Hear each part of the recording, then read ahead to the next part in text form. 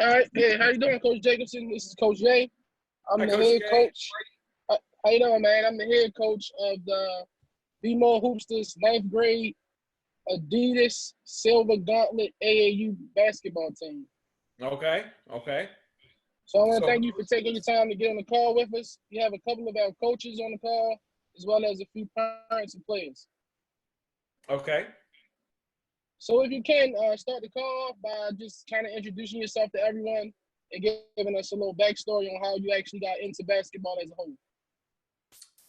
Okay, so I'm Justin Jacobson, Coach Jacobson at University of Michigan, Dearborn. It is an NAIA school.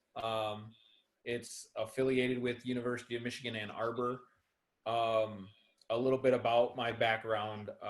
So I played when I was in high school, blew my knee out before I had been able to finish my senior year.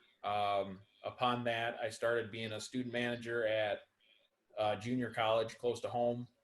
Um, did that until I graduated from there. Finished my undergrad.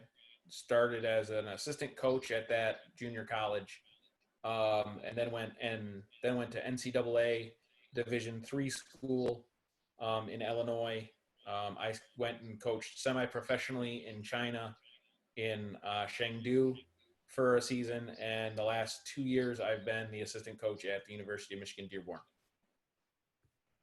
All right. So, Coach, how is the NAIA school that you at? How is that connected with University of Michigan Ann Arbor? Are y'all like a feeder program for them, or sort of something like that? Hold on, Coach. Somebody just came in with a loud mic. Give me 1 second. Okay.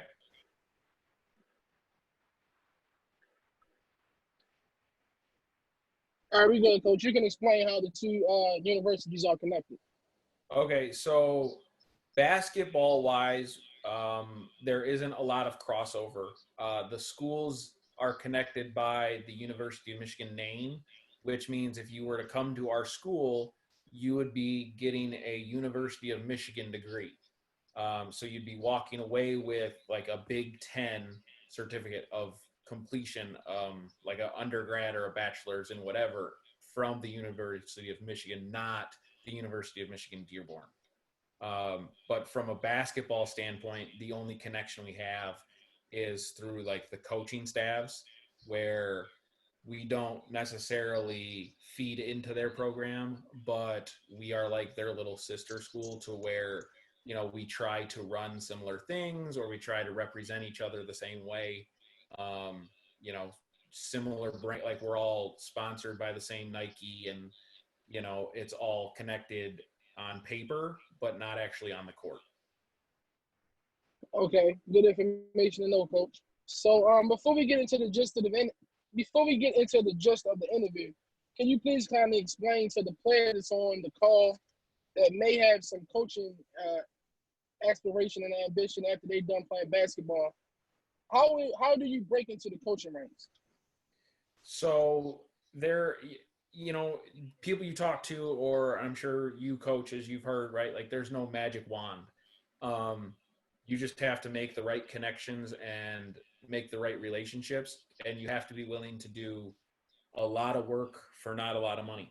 Um, a lot of places, if you're talking about the collegiate level, if you get in the NCAA, there are rules against volunteer and assistant coaches, and how many coaches you can have on staff. And at the NAIA level, there aren't those such rules. So a lot of people follow that kind of intro level, get some experience in the collegiate level, at the level for little or no money.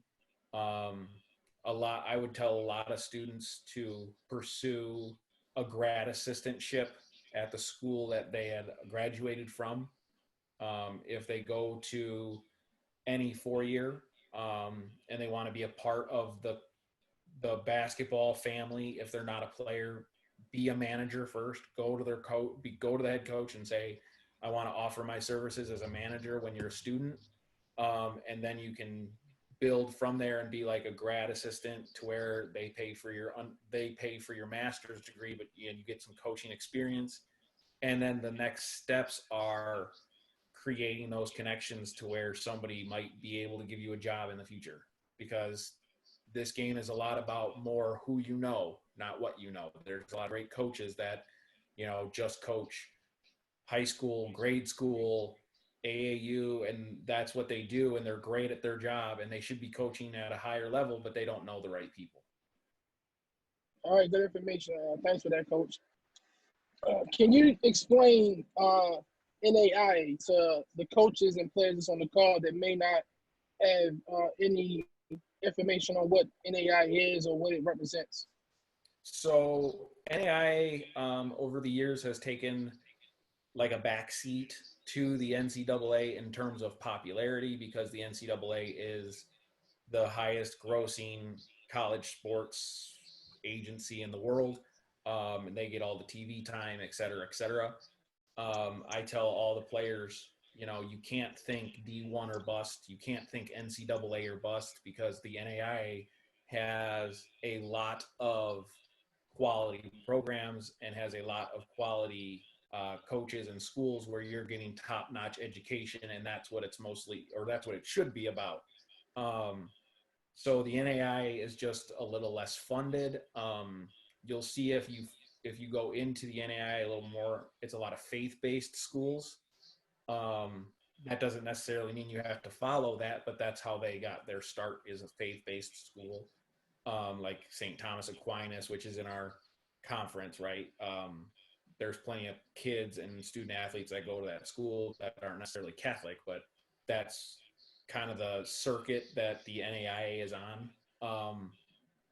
And they are offering all schools. It depends on, what their budget is specifically, but you can get free rides just as you can in the NCAA. It all just depends on what the school is.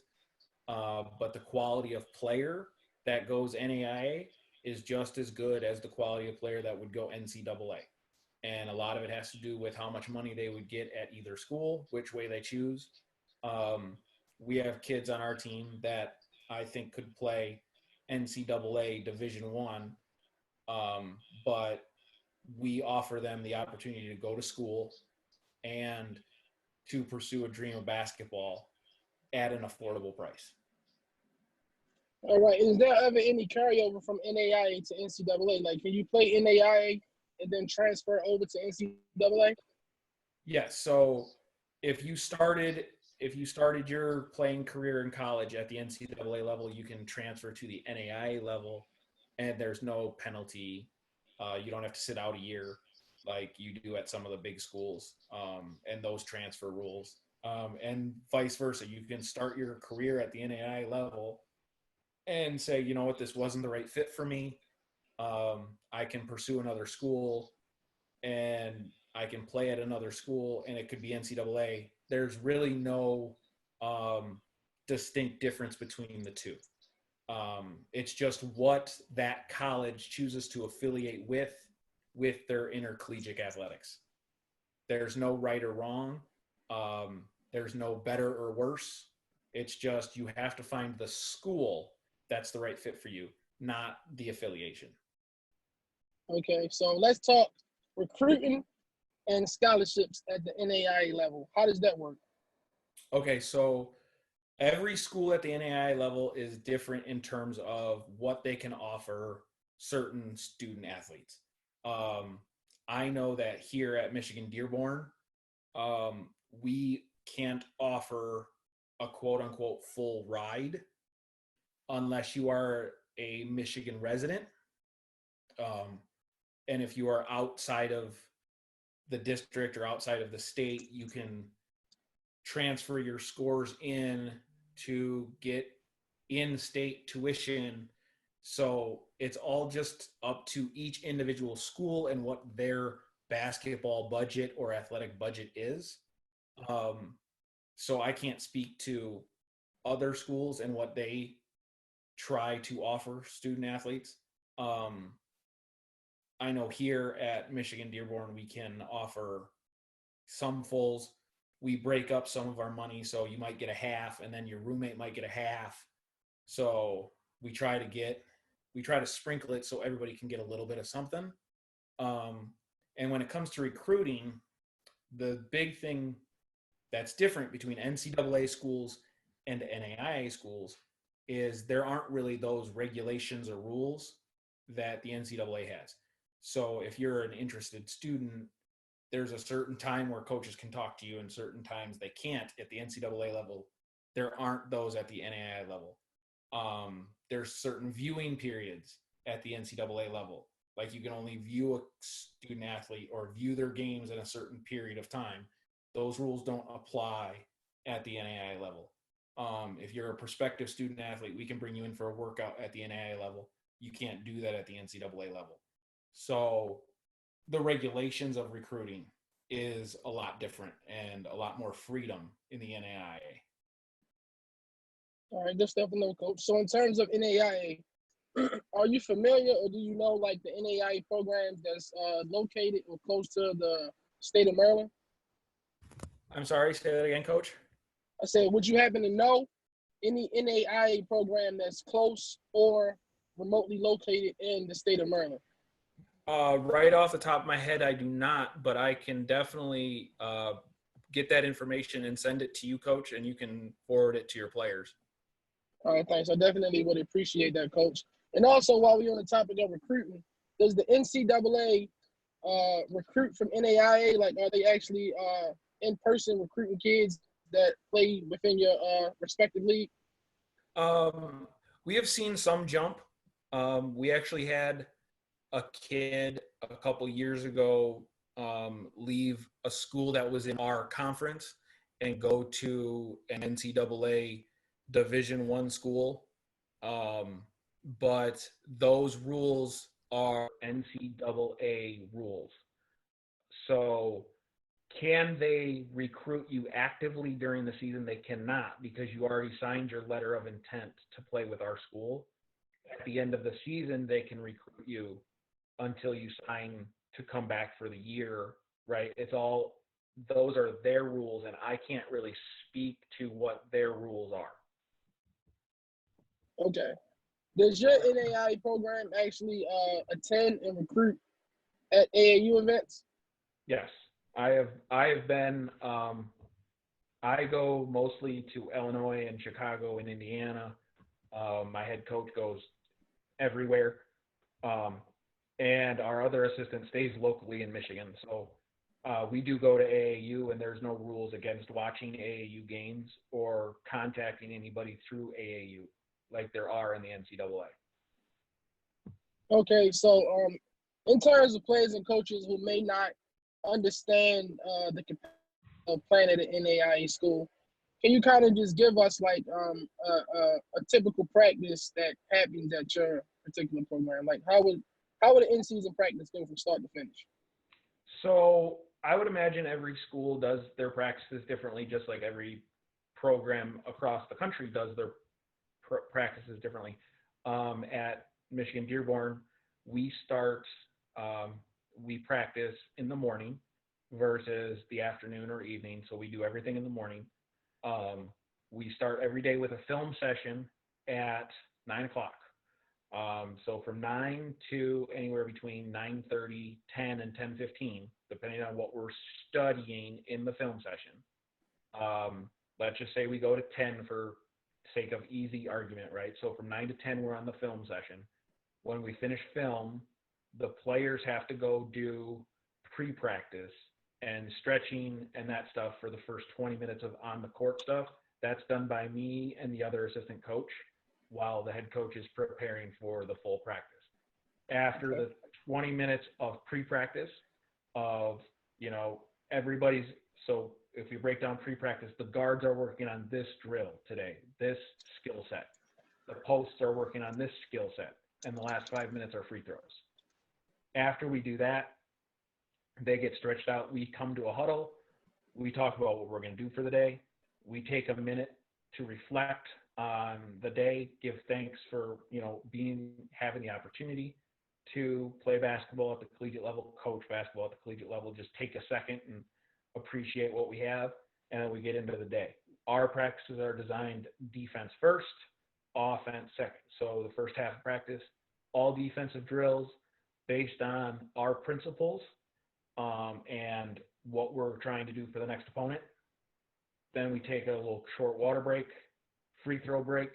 Then we do all offense. We review our offensive plays.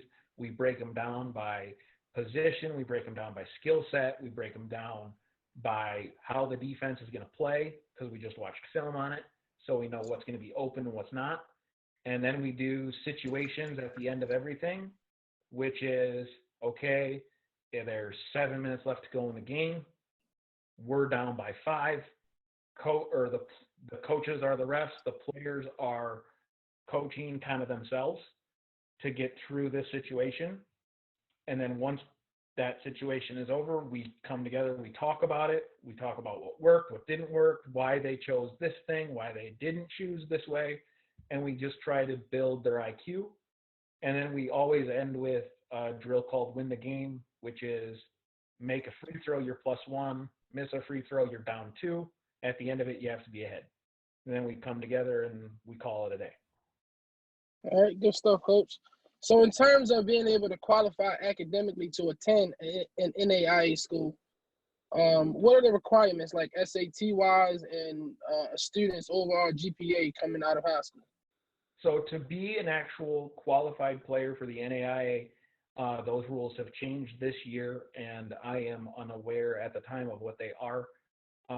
But every school is specifically different to get into their school.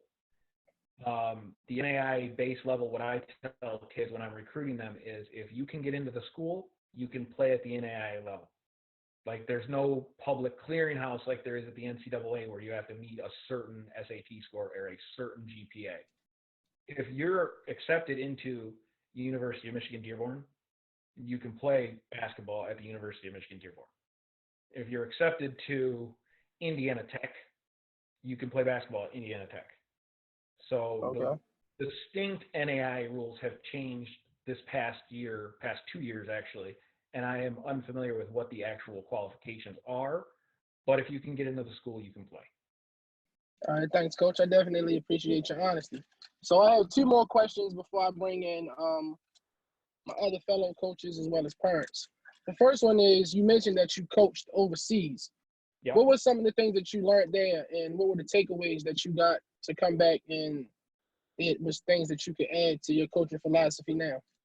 So we'll do 2 things. We'll do positives and negatives of what I learned. Negatively over there, it was difficult to get what I liked and what I knew to get kind of put in place in a foreign land where they aren't used to American style of basketball over in China. So the things that I was trying to do was, in fact, things they've never seen before, right? What's great about basketball, though, one of the positives is it's universal, it's worldly, right? Shooting a free throw is shooting a free throw. The form's the same, defensive stance, all of those basic fundamentals are the same. The scheming and the game planning and the maneuvering of certain pieces because you can exploit something is different. Because overseas, what's different is the NBA or professionally over here, it's all ball dominant guards, right? Where if you have the ball, it's a lot of one-on-one, it's a lot of isolation, create, pick and roll kind of stuff. And overseas, it's a lot more team oriented, a lot more in the past, recently, you talk about how the Spurs would play. It'd be similar to that, where it's team first, it's player first, where it's okay if I don't score because my teammate's going to score, right? So that was something that I brought in back to Michigan, was like, okay, let's do this all kind of together. We like to have a guy, right? Everybody likes to have the dude, but if he can create for everybody else, that's a lot better of a team. So that was something that was distinctly different between overseas and over here. Another positive that I took away from that is their buy-in, their ability to believe in the coaching staff and in what the plan is. So over when I came back, it was easy to bring what worked with them and use it for the teams that I've been a part of since. Um, and it was like to a point where you do a competitive drill in practice, and the amount of buy-in was you were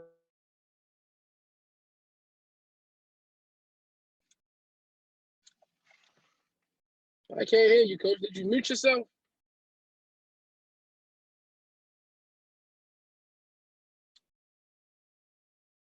so it was just a wonderful situation over there that I tried to bring over here back into Michigan. All right, good stuff, coach. So my last question before I open up the line to some of the other coaches and parents. I read a little excerpt on you, and it gave me some insight on that you ran your own AAU program for 10 years.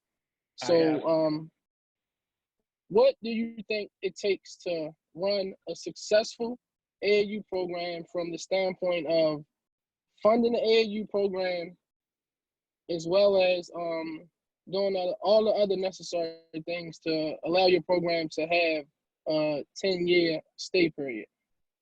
So the AAU program that I founded, I got incredibly lucky with the way it started.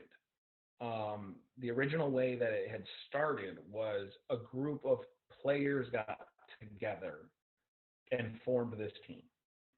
And then they asked me and a buddy of mine to coach. And we were right out of high school. We were fresh out of high school. Like, yeah, these kids were 14. And they put the team together. So that initial year, we had 100% buy-in because it wasn't done by us, right? It was all done by the players. They wanted to be there. Their parents wanted to be there. So it worked out great. And then through that, what worked was getting the parents to buy into this fact that, okay, when you go on the AAU circuit, it's all individualized players where each team wants to showcase their guys so that they could possibly get an opportunity to play in front of a college coach and get a chance to make money at the college level. So I totally flipped it. I said, look, we're going to teach you the basic fundamentals of the game, and I'm going to make you a better basketball player through team basketball. Because if you can do that, you can play at the next level a part of a team. And once you got the players and the parents to buy in, it was really easy where I come from, and I don't know what your situation is like, but I got the local businesses to be my fundraisers, right? So we didn't have to do a lot of charging of the parents just for some simple things, but the closest competition I had was two teams that were within a half an hour to 45 minutes away from us, and they were charging double my price because I got buy-in from the local businesses to get them to cut our costs, right? So now the parents are only paying for their trips, their parents are paying for maybe their uniforms, and the rest has all been covered. The other way that, I mean, you take away the funding out of it, which is a lot of how to make these teams last a long time, is once you get the players to see success after AAU into their high school or grade school season, right? They took what you taught them, they had a successful season, or they had an individualized successful season, and they saw improvement. Now they're telling the kids either behind them, the younger ones that you're trying to recruit for next year, or other ones that are their same age, and you're trying to bolster your team up to be even better. So now you can go to those bigger tournaments, those higher level games, and you are in front of those coaches, and you're putting them in a position to be a team against a lot of other AAU programs that are just guys out there shooting the ball every time they touch it. And it really did get to the point where we were, the Illinois Valley Spartans, was just a family. And it just exceeded down the line. And we got a couple of different kids from the same family. We got the families talking to their friends and other school, and it just built, and we got to be able to last for 12 years. And that's a unparalleled, really, around the AAU circuits in Illinois and Michigan. All right, good job with that, Coach. I'm about to bring in Mr. Monte Martin. He's one of the parents at the program. So he's on with you now, live, Coach, Mr. Monte Martin. How you doing, Coach Justin? Hi, Mr. Monte. How are you? I'm doing okay. I just had a couple, maybe a couple questions. How would a player get on your radar? Like, what would be the best approach to get on your radar? Like, would you say email, or do you have like elite camps that you hold every year? Like, what would be the approach? Yeah, good question. Good question. We do hold camps, and they're open to everybody that wants to come, because everybody uses camps as a fundraiser anymore. And then we hold a second camp that if you came to the first one and we saw you and we'd invite you back, or if you know that, if your coaches are real with you and you're honest, and they tell your kid, hey, you can go play, you can pay the elite camp price, right? So, but we usually work it to where come to our first camp, give us your basic fundraiser money, and then we'll invite you back to the other camp at no cost, right? Because we've seen you play. And then other than that, because me personally, if we're talking about me as a coach personally, I answer all my emails. It may not be in a timely fashion, right? Because I do get bombarded with a couple of them, quite a few a day, but I do answer them all. So if you have legitimate game film and an interest in our school, reach out to, if not one, to, definitely reach out to the coaching staff through email. The phone numbers are always posted on the websites. Just reach out and be persistent with, hey, I called you, I didn't get a response, call on again, or email. And then if I didn't respond,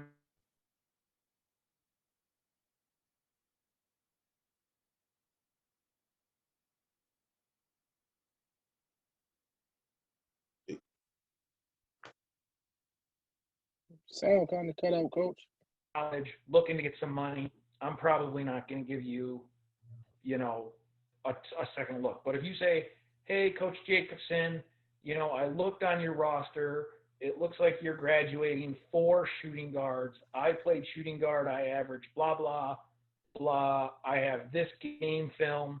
I feel like I could be an asset to your school. I really want to pursue this study, blank, whatever it is you want to go into, and word it in a way that you're not just trying to get money, even though you really are, but Right. play it to where I want an opportunity to just show you what I got. Okay. I'm not expecting anything. I want to show you. Take an Right. interest, and again, be persistent. Be persistent, and then be okay with the answer no. Because if you were cordial with me and we don't have a spot for you because we've already filled, I'll send your film to other coaches. Hey, we don't have a spot for this kid. I would stick my neck out for him. He's probably going to be real good, right? We don't have any money. We can't give him anything. Give him a look, right? Okay. But if you just send me that vague, hey, coach, it's Jamal. I got a 4.2 points per game average. Can you help me out? No. So, but be persistent. Other than that, just play. And if you have an interest in our school, reach out, right? Because I don't spend a lot of time at the camps. Okay. Send Okay. me your schedule, right? Send me your schedule so I can come and see you live in game. Right. Okay. Don't say, hey, coach, check out my highlight tape. Everybody can look good in the highlight tape. Give me game film. Give me a full game. Give me 1 or 2 full games of you doing everything. You know, one game where you score a lot, maybe one game where you don't score a lot. Mm. I mean, but just be cordial and be persistent. Because most coaches at the NAIA level will answer all emails. If you don't get one in the first week or 10 days, just send another one. Okay. And how? What's the earliest did you recruit kids? Because my son, he's in the 9th grade now. So Okay. what So would be the earliest? I don't know if you were on for all of this. I mean, we don't have those NCAA recruiting restrictions that they have. Mm. I mean, we can talk and recruit at whatever level that you are. My head coach doesn't look at anybody that's not really a junior. Okay. He just, because those are the kids that we're going to end up by getting. Those kids that want to play NCAA Division I, right, are well off our radar by that point, right? Okay. Because they've already committed, they've already talked to, they've already, Right. We're looking to get, the kids that want to play in college, but also want to be really good students. And, right. Exactly. And so if you're, we've taken the last couple of years, we've taken a lot of role players on their teams, like not the highest scoring player, because here's a nice little coaching little nugget for you, right? The worst team in America has a leading scorer. That doesn't necessarily mean he's good. He's Right. the leading scorer on the worst team in America, right? Like, so do other things. You don't have to be a dominant ball present kind of kid, be a good teammate, have a good attitude, be coachable, right? And be able to do some basic fundamentals, and we'll probably find a spot for you. And I think that's how a lot of NAIA schools do it. Okay.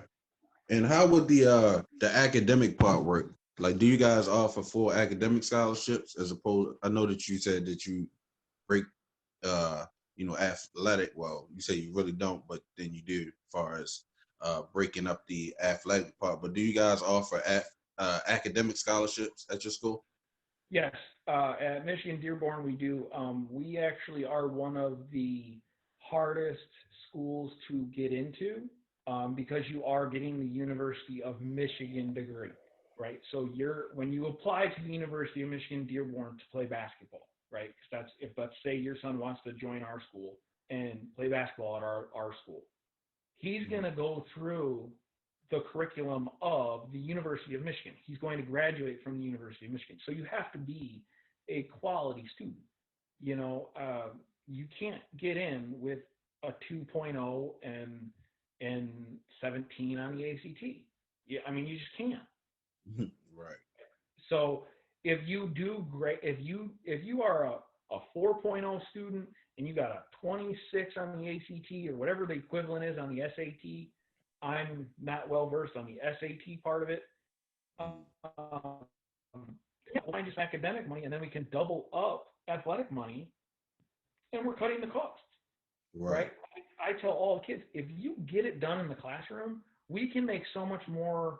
We can have so many more avenues for you in terms of helping you out financially. But if you're coming in scraping the barrel to hit the requirements to get into our school, you're looking at the low end of an athletic scholarship because we don't know if you can last in the classroom. Right. We have one kid that transferred in from Illinois who is just a super smart person, smarter than I will ever be. And he got all the money possible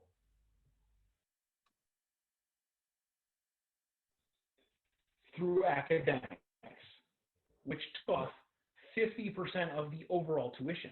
It was really easy for us to give him the other 50. It was just, that's a no-brainer. Right. So we base a lot of our athletic money on academics. Okay. Well, you definitely caught my attention with the with the degree from the University of Michigan, because that's pretty much what I preach my son is, you know, academics is first, basketball is second. That's like plan B to me. Yeah, you're talented or whatever. Right. But, you know, academics is going to get you a lot further than I think basketball will. Right. So, And we want those kids that can hoop it a little bit, but take the academic part seriously. mm-hmm. And that's how we've been recruiting. And so far, I mean, with the exception of a couple years ago, we have been successful. Okay. Well, that's the only questions I had, Coach. And you definitely will be receiving an email from me sometime in the near future. Yeah, please do. And I'll send my personal email to Coach. So if you don't get through the one on the website, you can use my personal email and hit me up that way. And I would definitely do that. That's no problem at all. Okay, I appreciate it, Coach. For sure. All right, thank you. Mm-hmm. Give me 1 second, Coach. I'm trying to bring in my associate head coach for the 9th grade Adidas Silver Gauntlet AAU team. His name is Coach Davis. So I'm going to be bringing him in shortly.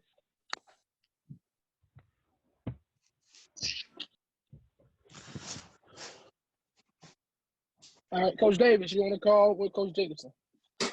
How are you, Coach? Thank you. Just want to say thank you again for being available for us, just to be able to communicate with you.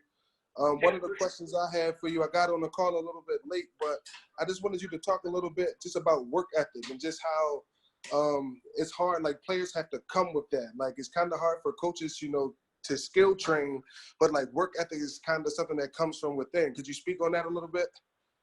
Yeah, so that's actually a good question, Coach. So one of the things that I tell all my players when I'm coaching them is I'm not going to coach your effort. That has to come from you. If you don't want to work hard, then the next guy will, and he'll take your spot. So if you're okay with that, fine. There's plenty of places to sit on the bench. I mean, we're not prejudiced when it comes to bench time. You can have it all game, you can have it all season if you don't want to work hard. So at our school and at my AAU and in my previous places of employment, I've always played the hardest working kid and the hardest working player. That has cost me wins, but guess what? We're better off because of it in the long run.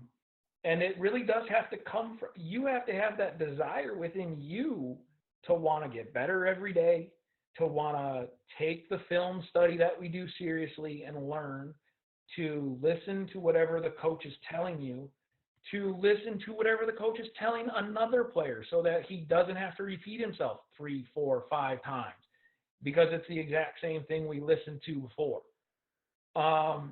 That's what's part of being a player. And for me, that's how I decide who's getting the bulk of our time. Because as you know, I said it at the beginning, I'm not going to coach your effort. If you don't have it, you don't have it. I don't care if you can hit the 3. I can get a guy that can make a layup and we'll just get more offensive possessions. So fine.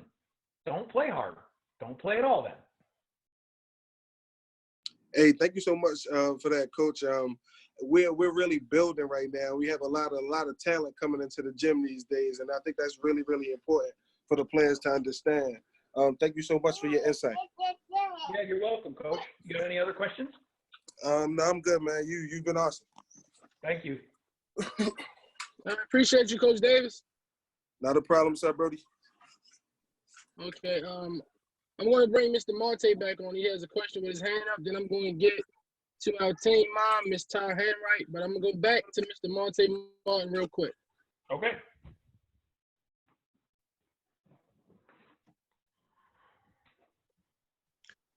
All right, Marte, you back on with Coach Jacobson.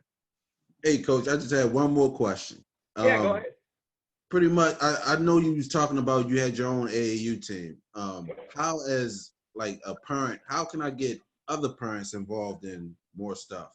Like far as, just besides the basketball part, like anything other than just basketball, because most, I would say most parents, they just want to come, they just want to do the basketball thing. But there are other things that come apart with being a There are. successful review program. Yep, you're absolutely right. So how as I as a parent can get other parents involved, like, hey, I think you should, check this out, or things of that nature.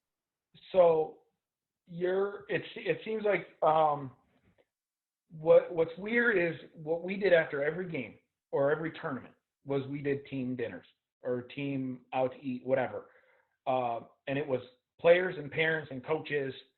And we let the players sit together, coaches and the parents sat together, and that started a lot of the parents buy-in, or the parents got to know the coaches on a personal level, so that they knew their best interest was all we wanted to do was make your kid better.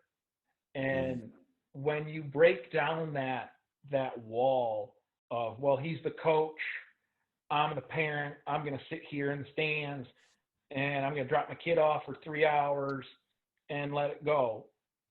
Now you can have a dialogue with that parent, you can have a dialogue with that coach in terms of, hey, you know what? Little Jimmy here has a great little left-handed jump hook. If you get him a jump rope, maybe that jump hook could be a dunk. If you get him something simple, something you do, you start with little things, right? Like, if you get him to come to the gym a half hour earlier, we can take that little left jump hook and we can make a right one too, because he's now there 15 minutes before. And if you take anything away, hey, go look at this, and then whatever YouTube video you can find, because today's coaches there's so much content out there that you can find everywhere. Alan Stein's got a 1,000 things. Kevin Eastman's got 1,000 things, and Drew Hanlon's been great recently with everything individualized development. But you get them to be like, hey, you can do this stuff at home. Right. With your kid, just be a rebounder for them. Just be something little that's not gonna like, oh, I gotta do this too. Like, no, just do something little. Just spend time, like hang out and have that relationship with your parent, your coach, and your player. And then they will buy in and do more because they want their kid to be better. And by their kid being better, you get to succeed as a coach. So now everybody's benefiting. Okay. I don't know if that answered your question, but yeah, it pretty much did. That was the only question I had, because I just feel like like with this call right here, we should have way more people than what we have on here now. And it's like, right. Right. Okay. So I see what you're saying. And the problem is, and I learned this, 12 years of the AAU circuit, right? Like I learned this. Some parents just don't want to, and you can't change it. You can't change that. Right. The other thing that kind of helped was, like, if you asked, and I always had the biggest problem with this, like, just keep score. Right? Like, just sit at the table and keep score at the game. Just do something simple, like something little. If you can get parents to really do that, you can get parents to do anything. Right. And a lot of the times it's always the same mom, the same dad that's sitting at the scorer's table. Exactly. Right? Exactly. Right. So if you just make everybody do it, and then you have those conversations, and like they start to buy in a little bit more. But it's hard. Some parents just don't want to. Exactly, because you have okay, like say a school is recruiting my son, the other parents that show some type of jealousy. Hey, my son, why he getting all the looks, and there's simple stuff like this that could go a long way with a parent. You mean right. a kid and a parent, right? Because if your kid if your kid's, 15 now, 14, whatever, Yeah, 14. right? In 3 or 4 years when he's ready to be recruited, well, guess what? You already know me, Right.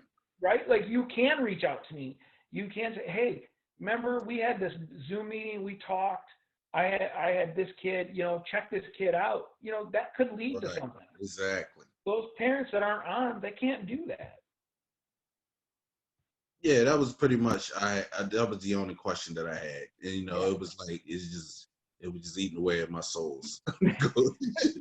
Well, I wish I had a way to get everybody to buy in, but I learned a long time ago, some kids or some parents just don't want to. Yeah, as I see. But thanks, Coach. Thanks for answering my question.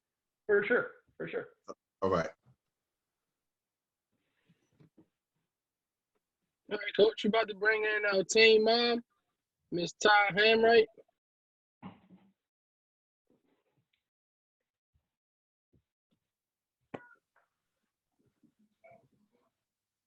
Hey, Miss Ty, you there?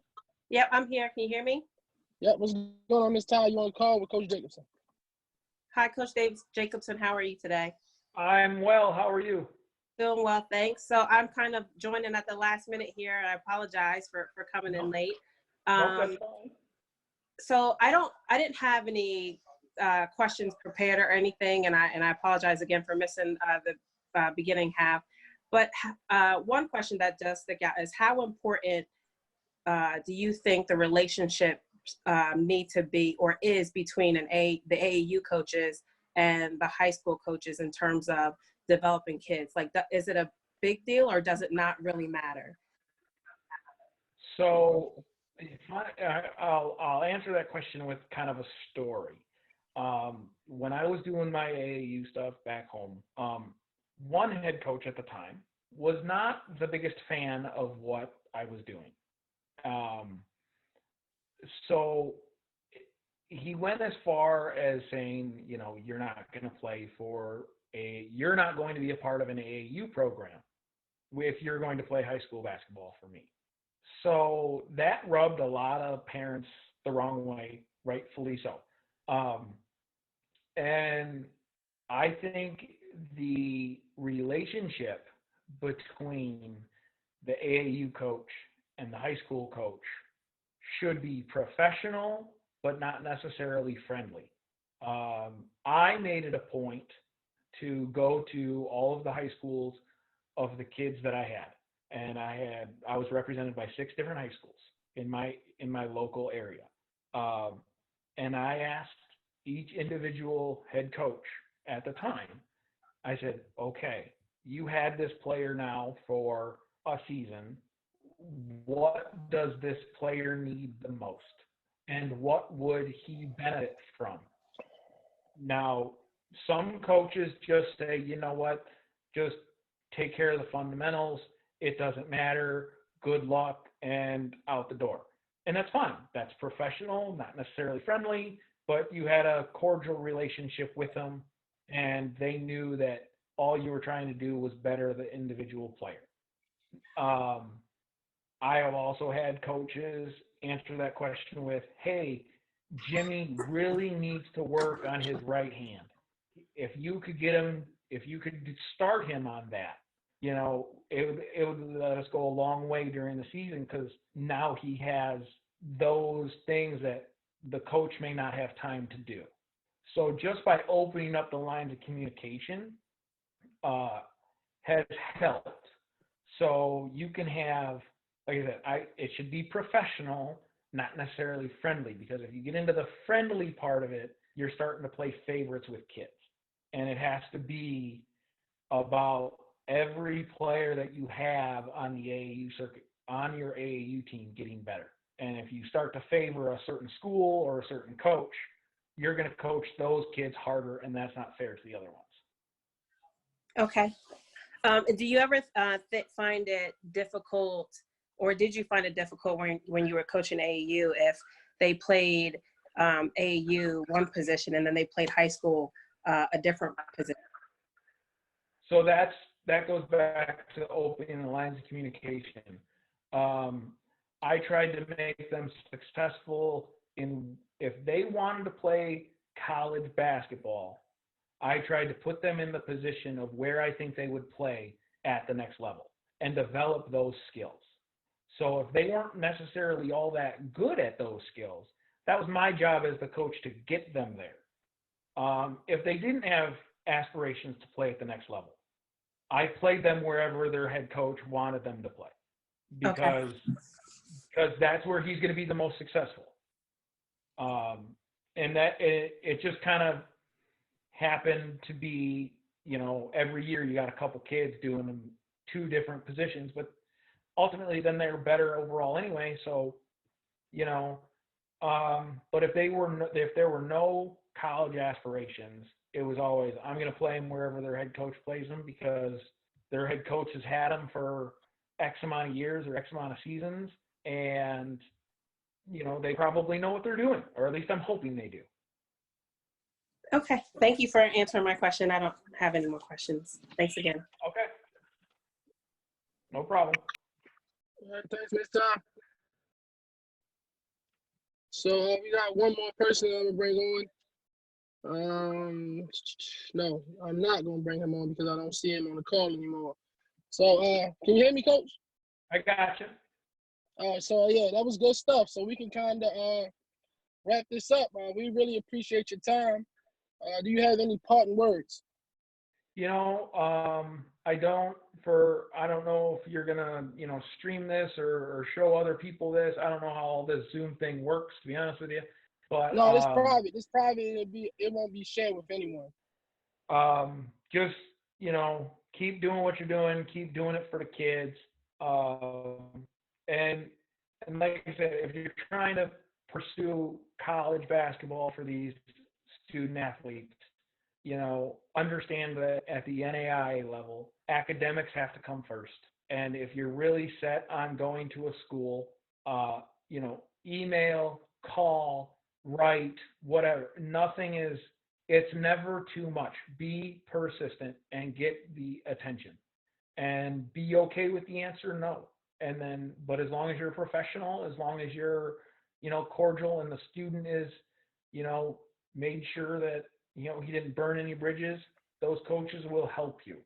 Just all you got to do is ask. And we're always willing. It's always about the kids. It's always about doing what's right for them. I don't hold grudges on kids. I don't say, well, he snubbed me, so I don't want to look at him ever again. No, we want to benefit whether they become future coaches, future doctors, lawyers, whatever. We want to help them any way we can. So just always be professional, always be cordial, and be okay with the answer no. All right, thanks, Coach. Good stuff. So as we conclude this interview, I will share your email with the other coaches as well as the parents that was on the call. And I'm definitely going to stay in touch with you. And again, we appreciate your time, Coach. Thanks. We really appreciate you getting on with us. Yeah, so I will look up NAIA schools over there in the Maryland area for you, and I'll send that to you along with my personal email that you can send out to your team. Just have them shoot me an email, introduce themselves, whatever, stay in contact, however they want to do so. I'm always up for that. And yeah, Coach, anytime you want to do anything like this, you just give me a call, and I'll take care, and I'll be available. All right, thanks, Coach. One last thing. I definitely got to plug risingcoaches.com, Coach Adam, because he was real intimate in putting this interview together. He's a real great guy. He's building a real pretty lucrative situation over there at Rising Coaches. I listen to his podcast all the time, and I'll make